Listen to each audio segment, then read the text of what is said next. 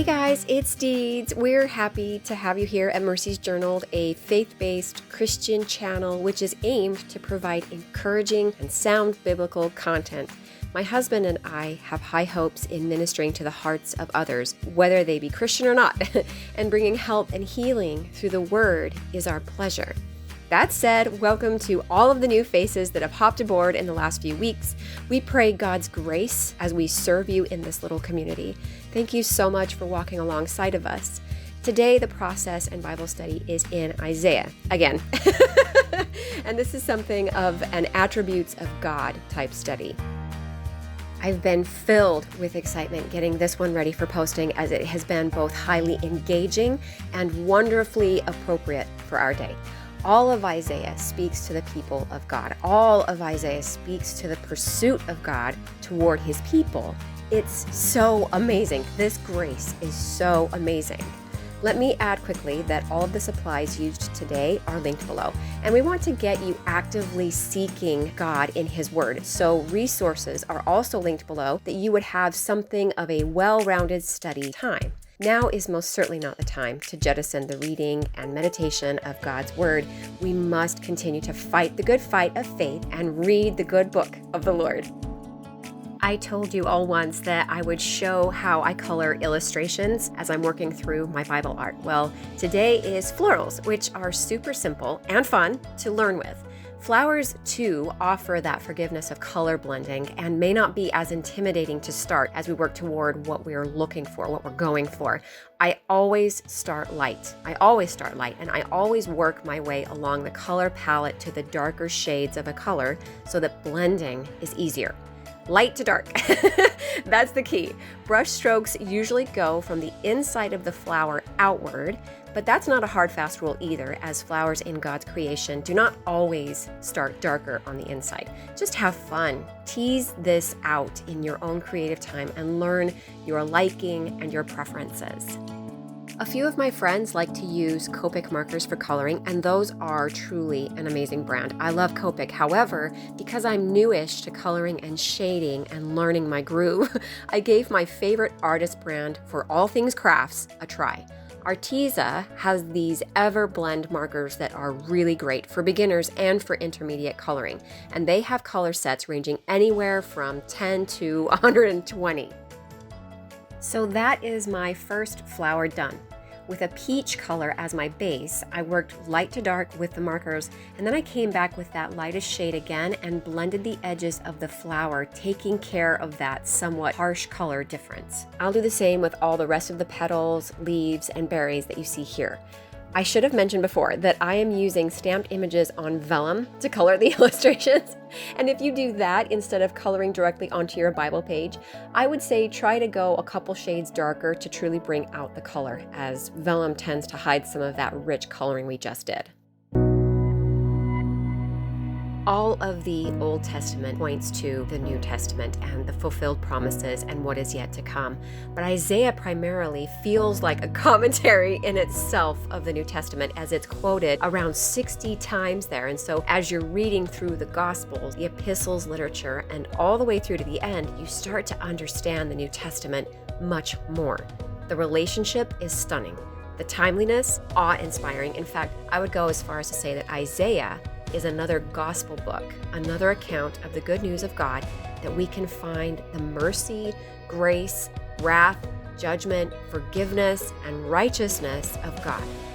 Pre-incarnation, God was giving a people a message that would travel through history to help us better understand His person, which is forever to be praised. Amen. One of my earlier pages was done in Isaiah 43 as well. But as we travel through Isaiah, I'm not super hard-pressed to quicken the pace, because there's so much here. And today I'm focusing on a passage of scripture that aligns a bit with the New Testament, not in direct quotation, but rather in sentiment and doctrine. Prior to the passage I want to read, we studied the character qualities of God as our Savior, the Holy One of Israel. He speaks to the people like a husband who longs to be reunited with his wavering bride. Listen to this. I give Egypt as your ransom.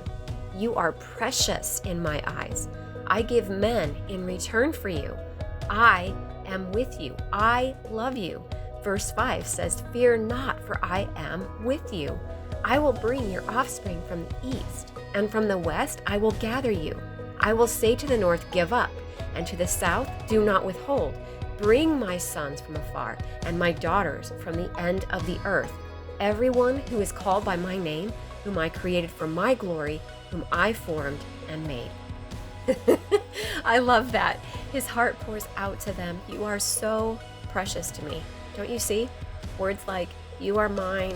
I give lives of men for you. I pay deep and dearly for you." God is telling them, I love you. And this love carries a very different shade from what we may think about when someone says God loves you. For some reason, the love of God doesn't seep into our core as it ought. I know, because I've dismissed the love of God in my past, giving it little to no value as I compared it to others' love for me. It's a hard word to understand. It's a hard concept for us, though we try desperately. And not to be mistaken with falling in love, being in love, romantic love of any kind. Those are great, and we need to understand the relationships of spousal and brotherly unity. But this cannot be quantified. It cannot be put on any human scale because there's no category for it or comparison. It's supreme. So then what is this love? Well, from Isaiah, we know it's incomparably sacrificial. God is exchanging the lives of a foreign people, of a wicked, rebellious people, for those that he calls his own. It's unmistakably steadfast. He waits. He patiently waits for the time to come wherein he will call all of his people to himself, that he may be glorified through his faithfulness to them. He says, I am the Lord, and beside me there is no Savior. It's also amazingly unhindered. God says in multiple passages, I will. I will. I will bring. I will say. I will give. I will be with you. And whatsoever God wills, he does. Perfectly, completely. Simply put, God is love, and he who rests in him rests in love. The key to understanding Isaiah is this, friends. It's about God. It's about what he has done, will do, and is currently doing in our world and in the lives of each individual person. So when God says, I love you, he's saying, I've sacrificed for you. I'm waiting for you. And my pursuit of you will not be hindered by anything.